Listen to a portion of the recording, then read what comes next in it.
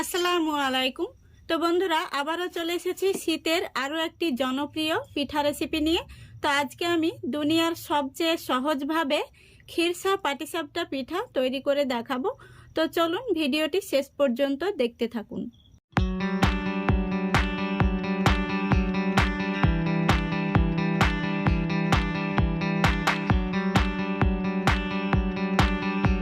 তো প্রথমেই আমি পিঠার ব্যাটারটা তৈরি করে নেব। তো এখানে আমি একটি বড় মিক্সিং বোল নিয়েছি। তারপরে এখানে দেখুন আমি 1 কাপ নিয়ে নিচ্ছি শুকনো আতপ চালের গুঁড়ো, আর দিয়ে দিচ্ছি 1/3 কাপ ময়দা। এখানে 1/3 কাপ বলতে বোঝায় 1 কাপের 3 ভাগের 1 ভাগ। এবার দিয়ে দিচ্ছি স্বাদ মতো লবণ। এখানে এই ব্যাটারটা তৈরির ক্ষেত্রে আপনারা যদি মিষ্টি খেতে পছন্দ করেন তাহলে এখানে এই টেবিল চামচের 2 চামচ মতো চিনি যোগ করে দিতে পারেন। এবার দেখুন এখানে আমি সেই একই কাপে মেপে দিয়ে দিচ্ছি নরমাল জল। তো এখানে প্রথমত বলা যাচ্ছে না ঠিক কতটা জল লাগছে, তো ব্যাটারটা তৈরির পরে আমি আপনাদের জানিয়ে দেব কতটা জল লেগেছে। তো প্রথমত 1 কাপ দিয়েছি, তারপরে আমি একটি হ্যান্ড উইচ দিয়ে এইভাবে দেখুন আমি মিশ্রণটি তৈরি করে নিচ্ছি। দেখুন এখানে আমি আরও 1 কাপ জল নিয়েছি। তো এইভাবে আমি জলটা অল্প অল্প করে দেব, আর এইভাবে আমি হ্যান্ড উইচ দিয়ে ফেটে নেব।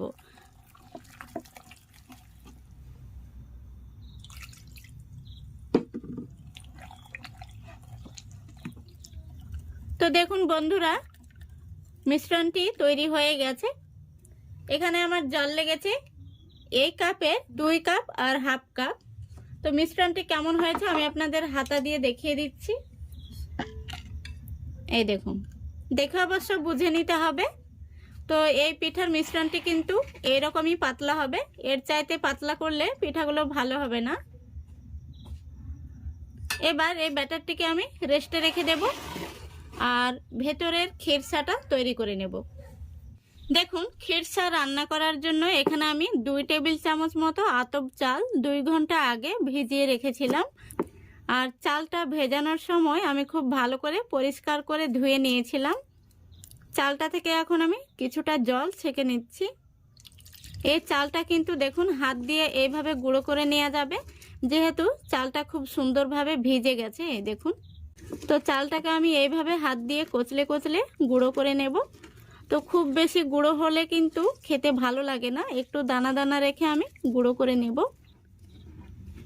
দেখুন বন্ধুরা, এইভাবে আমি হাত দিয়ে কচলে কচলে খুব সুন্দরভাবে গুঁড়ো করে নিয়েছি। আমি আপনাদের কাছে থেকে দেখিয়ে দিচ্ছি, দেখুন কত সুন্দরভাবে কিন্তু গুঁড়ো হয়ে গেছে। তো চালটাকে এইভাবে আগে থেকে ভিজিয়ে রাখলে কিন্তু হাত দিয়ে এটা গুঁড়ো হয়ে যাবে। দেখুন ক্ষীরসা তৈরি করার জন্য গ্যাসটা অন করে দিয়েছি, আর কড়াইতে আমি এখানে জাল করা দুধ নিয়েছি 750 গ্রাম। এই দুধটা আমি আগে থেকে জাল করে নিয়েছি। তো গ্যাসটা আবারও আমি অন করে দিয়েছি। এবার এই দুধের মধ্যে আমি দিয়ে দিচ্ছি 2টো এলাচ। এলাচগুলো আমি মুখ ফাটিয়ে দিয়েছি, এতে করে সুন্দর একটি ফ্লেভার আসবে। আর দেখুন যেহেতু দুধটা জাল করা দুধ অনেকটাই কিন্তু ঘন হয়ে গেছে, দুধের কালারটা দেখুন কেমন হলুদ হয়ে গেছে। এবার এখানে আমি দেখুন একটি নারকেলের হাফ মালাই নারকেল আমি কুড়ে নিয়েছি, এই নারকেলটা দিয়ে দিচ্ছি। এতে করে এই ক্ষীরসাটার টেস্টটা কিন্তু দ্বিগুণ বেড়ে যাবে। দেখুন দুধটা ফুটে গেছে। এখানে আমি যে চালটাকে গুঁড়ো করে রেখেছিলাম সেখানে আরও একটু জল মিশিয়ে আমি এই চালের গুঁড়োটা দিয়ে দিচ্ছি। এখানে চিনিটা আমি পরে অ্যাড করে দেব, কারণ এখন আমি চিনিটাকে অ্যাড করছি না। চালের গুঁড়োটা খুব ভালোভাবে সেদ্ধ হওয়ার পরে আমি চিনিটাকে অ্যাড করে দেব। তো এখন কিন্তু এইভাবে অনবরত নাড়তে হবে, নইলে তলা থেকে লেগে যেতে পারে। এই পর্যায়ে গ্যাসের ফ্লেমটা আমি মিডিয়ামে রেখেছি, আর মিডিয়ামে রেখেই ক্ষীরসাটাকে রান্না করে নেব।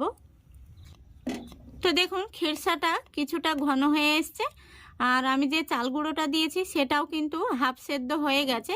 তো আমি আরও কিছুটা সেদ্ধ হওয়ার পরে এর মধ্যে আমি চিনি অ্যাড করে দেব। তো এইভাবে আমি অনবরত আবারও নাড়তে থাকব। তো বন্ধুরা, এই পর্যায়ে বলছি আমার চ্যানেলটা একদম নতুন, কেউ যদি প্রথম হয়ে থাকেন অবশ্য ভিডিওটিতে একটি লাইক দিয়ে সম্পূর্ণ ভিডিওটি দেখার চেষ্টা করবেন, আর ভালো লাগলে অবশ্যই চ্যানেলটিকে সাবস্ক্রাইব করে অল নোটিফিকেশানটি অন করে সঙ্গে থাকবেন। আমাকে উৎসাহ দেবেন আমি যেন আরও এগিয়ে যেতে পারি। তো বন্ধুরা দেখুন খিরসাটা কিন্তু অনেকটাই ঘন হয়ে গেছে, আর আমি যে চাল গুঁড়োটা দিয়েছিলাম সেটা কিন্তু খুব সুন্দরভাবে সেদ্ধ হয়ে গেছে। আপনারা দেখেই কিন্তু বুঝতে পারছেন দেখুন কতটা ঘন হয়ে গেছে। এবার আমি এর মধ্যে দিয়ে দেব চিনি। এখানে আমি 1 কাপ চিনি দিয়ে দিচ্ছি, আপনারা আপনাদের মতো করে দিয়ে নেবেন। আর দিয়ে দিচ্ছি সামান্য পরিমাণে লবণ। যে কোনো মিষ্টি খাবারে লবণটা দিলে স্বাদটা যেন দ্বিগুণ বেড়ে যায়। তো দেখুন চিনিটা দেওয়ার পরে কিন্তু আবারও একটু জল জল ভাব চলে আসবে। তো আরও কিছুক্ষণ আমি জাল করে নেব, আর এইভাবে অনবরত নাড়তে থাকব। তো দেখুন বন্ধুরা খিরসাটা আমি আরও কিছুক্ষণ জাল করে নিয়েছি, আর এই খিরসাটাকে আমি টেস্ট করার পরে কিছুটা মিষ্টি কম মনে হচ্ছিল, তাই আমি আরও 2 টেবিল চামচ মতো চিনি অ্যাড করে দিয়েছি। তো আপনারাও একইভাবে টেস্ট করে দেখবেন, তারপরে যদি চিনি আরও প্রয়োজন মনে হয় তাহলে দেবেন। তো দেখুন খিরসাটা কিন্তু একদম রেডি হয়ে গেছে। খিরসাটা ঠান্ডা হয়ে গেলে কিন্তু অনেকটাই ঘন হয়ে যাবে। তো এই পর্যায়ে আমি গ্যাসটা অফ করে দিচ্ছি, আর খিরসাটাকে আমি নামিয়ে নিচ্ছি। এবার আমি গ্যাসটা অন করে একটি ফ্রাই প্যান বসিয়ে দিয়েছি। তো এখানে আমি একটি টিস্যু পেপারে তেল মাখিয়ে এইভাবে ফ্রাই প্যানটাতে মাখিয়ে নিচ্ছি।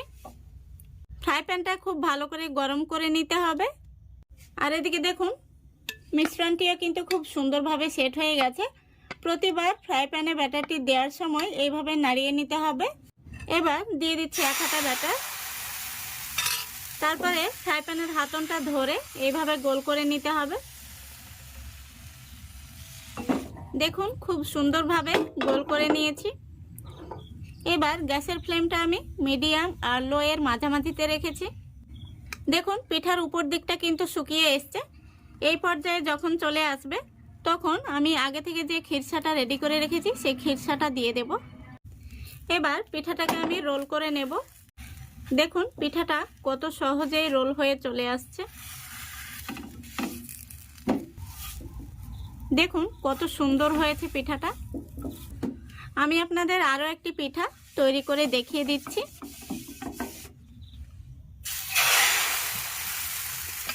আবারও একইভাবে ফ্রাই প্যানের হাতনটা ধরে গোল করে নেব।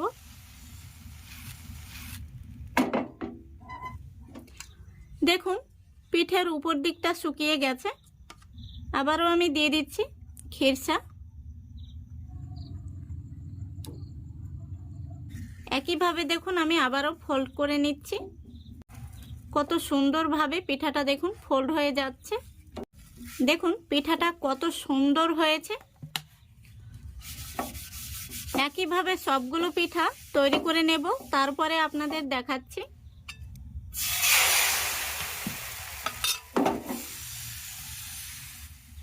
দেখুন সবগুলো পিঠা তৈরি করে নিয়েছি, আর পিঠাগুলো দেখতে কত সুন্দর হয়েছে।